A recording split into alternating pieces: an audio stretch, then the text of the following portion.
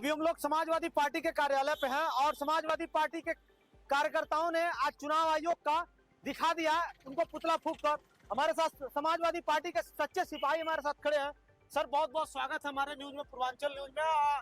जिस तरह आपने चुनाव आयोग का पुतला फूंक कर क्या संदेश दिया आपने? सबसे पहले मैं आपको भी बधाई देना चाहूंगा कि मीडिया के साथियों द्वारा हमने ये संदेश देने का काम किया है जो कि लोकतंत्र का चौथा स्तंभ है।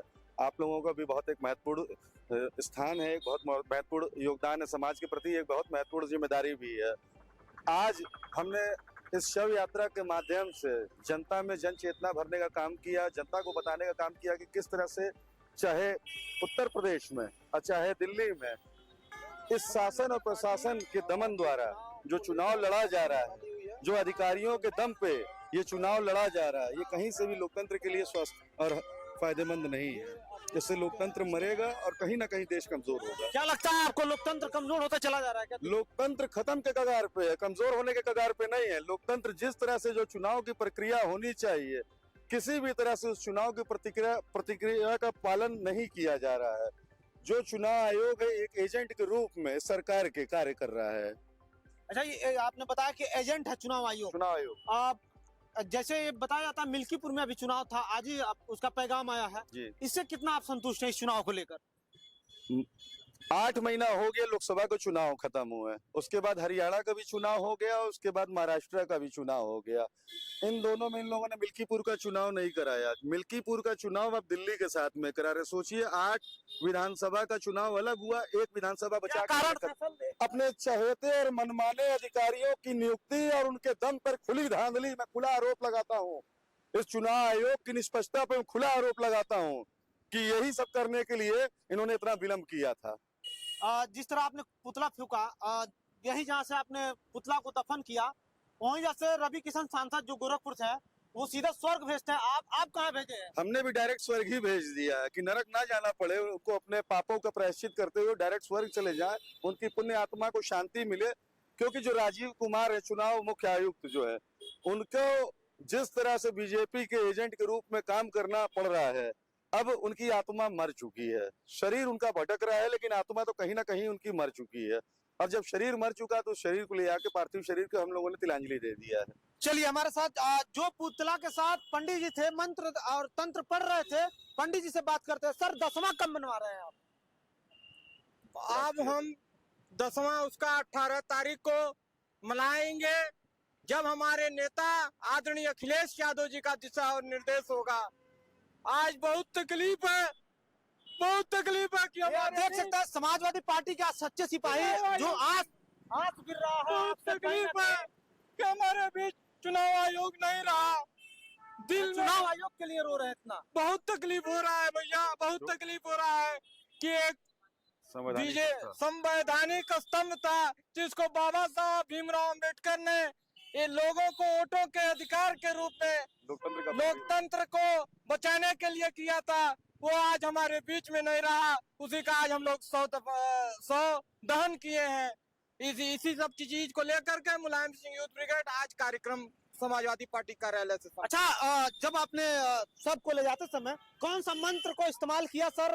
घाट पे ले जाते समय जो मंत्रों का बाबा लोग जो मंत्र इस्तेमाल करते हैं वही मंत्र किया, आप उससे हट के मंत्र? नहीं, मैंने वही मंत्र इस्तेमाल किया जो राम नाम सत्य है, जो लोग लेके जाते हैं, उसी मंत्रों के द्वारा मैं उनको घाट तक पहुंचाने का काम किया हूँ। अच्छा, ये एक चीज और मेरे आपसे जानना है, जो 10वां जो सुरहिया बीतेगा, 10वां में सुरहिया में क्या बंदोबस्त करेंगे? जो माननीय राष्ट्रीय अध्यक्ष जी का निर्देश होगा, जैसे उनका एक आदमी का ब्रह्मभोज होता है, उस तरीके से हम लोग छोड़ेंगे नहीं ब्रह्मभोज नहीं, पिंडदान भी करेंगे और आने साल भर बाद उनका पुण्यतिथि भी मनाने का काम हम लोग मतलब छोड़ेंगे नहीं, बिल्कुल। मतलब कोई भी उनका धर्म जो भी जिस तरह बनाया जाता है, मनाया जाता है, वो कोई भी कार्यक्रम छोड़ेंगे नहीं। आपको मैं बताना चाहता हूँ, मीडिया साथियों के माध्यम से मीडिया बंधुओं के साथ बताना चाहता हूँ कि ब्राह्मण जब किसी चीज का संकल्प ले लेता है तो उसको अंतिम स्वाहा करने का भी काम करता है, हवन करने का काम करता है, पिंडदान करने का भी काम करता है। तो हमने संकल्प जब ले लिया है तो पिंडदान भी करेंगे। अच्छा, ये जो आपने आरती ले गया था दफनाने के लिए सर, ये बताया जाता है काफी धूमधाम से आप उस अर्थी को मिट्टी में मिलाने किया, जलाने के माध्यम से ले गए होंगे, उसमें देखा गया काफी फल का मात्रा था। सनातन धर्म में ये हमेशा शुरू से आया हुआ है। सनातन धर्म में ये कहा जाता है कि जब इस नश्वर शरीर को छोड़कर मनुष्य जाता है तो उसकी विदाई मतलब जीते जीते आप नहीं खिला पाए तो मरते मरते ही खिला दिए। नहीं, जीते जीते बीजेपी वालों ने बहुत खिला दिया, इसलिए बीमार होके वो मर गए। तो हम लोगों ने उनके आत्मा भटके ना, फल फूल खाते रहे, तंदुरुस्त रहे, इसलिए हम लोग फल के साथ उनका विदाई किए हैं। क्या अंतिम तौर पे क्या कहेंगे सर, जिस तरह चुनाव चल रही है, आप लोग आरोप पे आरोप लगा रहे हैं चुनाव आयोग को, आरोप नहीं है। और अंतिम तौर पे क्या कहेंगे? देखिए, ये आरोप नहीं है, ये खुली आंखों से स्पष्ट दिख रहा है जिस तरह की धांधली और जिस तरह का। अब आप बताइए कि उन्होंने उत्तर प्रदेश का हवाला दिया कि यहाँ ठंड बहुत पड़ रही है, मौसम बहुत ज्यादा खराब है, इसलिए यहाँ का चुनाव नहीं कराएंगे तो वहाँ का चुनाव नहीं सर ठंड से क्या मतलब है? ठंड से क्या मतलब है? ठंड क्या, जिसका वोट रहेगा वो ठंड में डाले नहीं जाएगा? जब क्या राशन सरकार दे रहे, ठंड के लिए राशन लोग नहीं लेने जा रहे हैं? जब झारखंड का और महाराष्ट्र का चुनाव था तो उन्होंने ये कह के टाल दिया था कि हाँ यहाँ पे ठंड बहुत पड़ रही है मिल्कीपुर में। कौन कहा था सर?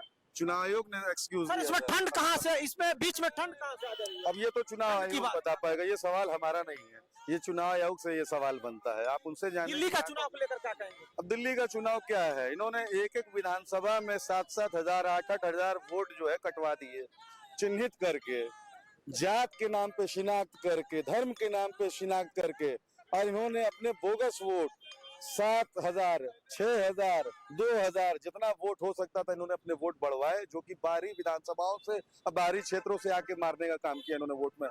तमाम लोग मिल्कीपुर में पकड़े गए, लेकिन कोई संज्ञान नहीं मिल्कीपुर लिया। में लाठी बरसाया गया समाजवादी पार्टी के। देखिए, तो हमारा तकदीर और मुकद्दर बन चुकी है लाठी, लेकिन हम संघर्ष का रास्ता नहीं छोड़ेंगे। हम इस लोकतंत्र को बचाने के लिए अपने अंतिम सांस तक, अंतिम क्षण तक लड़ेंगे।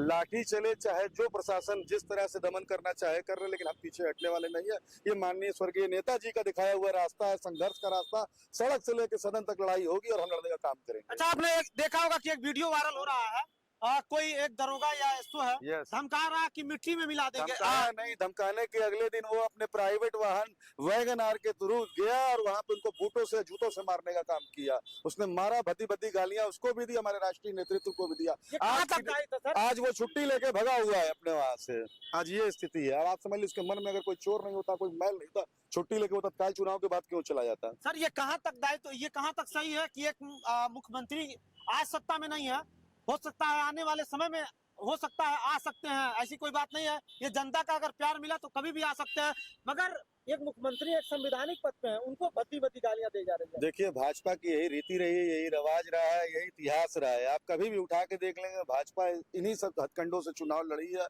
जब जब ये ताकत में आई है, जब जब ये सत्ता में आई, इसी तरह से इसने दमन का रास्ता चुना है। लेकिन हम सत्ता में आने के बाद बदले की भावना से कोई काम नहीं करेंगे। लेकिन हाँ, जो एक न्यायिक प्रक्रिया होती है, उस न्यायिक प्रक्रिया के जाते हुए ऐसे भ्रष्ट अधिकारियों को छोड़ने का काम नहीं करेंगे। और हमारे राष्ट्रीय अध्यक्ष ने कहा है कि एक लाल डायरी रख लो, और उस लाल डायरी का मतलब, लाल डायरी का मतलब एक संदेश देना चाहते जितना हैं, हमारा उत्पीड़न और दमन होगा और हम न्यायिक उसी प्रक्रिया लाल डायरी में नोट होगा। यस, अगर गलत किया है तो उन्हें डरना चाहिए, करना चाहिए। डरना चाहिए। अच्छा, भाजपा सरकार कहती है बेटी बचाओ बेटी पढ़ाओ, आपने यही अयोध्या में देखा? हर जगह यही हाल है। सिर्फ आप अयोध्या बहुत दूर निकल गए, आप इसी गोरखपुर में देखेंगे अभी कहाँ पे यहाँ पे हुआ है, गोला में, गगहा में हुआ, आपने देखा ना? जी जी, उसकी सरकार दावा कर रही है कि बेटी बचाओ बेटी पढ़ाओ, बेटी नारा खोप दे रही है। सरकार अपने हर दावों में फेल है, झूठ बोलने के सिवा कोई काम नहीं कर रही है। अगर सरकार बेटियों की रक्षा कर पाती तो आज गगहा थाना अंतर्गत जो कौड़ी राम क्षेत्र पड़ता है, उसमें अर्धनग्न लड़की की लाश, जो भी आधा सिर पड़ी हुई थी, जिसमें शासन और प्रशासन कोई भी लीपा पोती, क्या किसी वो माँ की बेटी नहीं हो, क्या किसी बाप की वो बेटी नहीं होगी? बिना बाप और माँ का दर्द ऐसे लोग क्या जानेंगे जिनके जिसकी बेटी आज इस दुनिया में नहीं हो, उसके ऊपर क्या बीतता होगा सर? नहीं, वो तो कराह रही है, चीख रही है, उसके बातों को सुनने वाला कोई नहीं है। लेकिन हमारे नेता आदरणीय राष्ट्रीय अध्यक्ष माननीय श्री अखिलेश यादव जी के बड़ा दिल कोई नहीं होगा। उन्होंने समाजवादी पार्टी के जिलाध्यक्ष आदरणीय ब्रिजेश कुमार गौतम जी को तत्काल आदेश निर्देशित किया कि आप एक कमेटी गठन करके जाइए और वहां जा करके क्या वहाँ दुख है, तकलीफ है और कैसे घटना हुई, ले आकर के कार्यालय में रिपोर्ट प्रेषित करने कीजिए। क्या नाम पड़ता है सर? मेरा नाम अविनाश तिवारी है, मैं जिलाध्यक्ष हूँ मुलायम सिंह यूथ ब्रिगेड गोरखपुर का। ये समाजवादी पार्टी के सच्चे सिपाही हैं और ये बताया जाता है ये जात धर्म नहीं देखते हैं, किसी मजहब का हो, ये लोग पहुंचते हैं, अपने जो भी मदद होता है मदद करते हैं। सर लास्ट मेरा क्वेश्चन है, महाकुंभ को याद है, महाकुंभ को लेकर क्या कहेंगे? महाकुंभ को लेकर 24 यही कहेंगे, 25-25 लाख का वादा कर रही है। किसी तरह से पूरा दिन बिताने के 3 उपरांत, ट्रक कपड़ा मिला है, आपको पता है? किसी तरह से पूरा दिन बीतने के उपरांत भारी दबाव में उन्होंने 25 का आंकड़ा या 30 का आंकड़ा जारी किया। हकीकत ये है कि वहाँ ट्राली और सर ट्रक का 30 ट्रक, लोग, केवल 30 लोग 3 ट्रक कपड़ा ही पहनते हैं। हजारों परिवारजन जो है भटक रहे हैं, अपने परिवार के सदस्यों की फोटो लेके घूम रहे हैं उसी प्रयागराज में, लेकिन प्रशासन संज्ञान लेने का काम नहीं कर रहा है।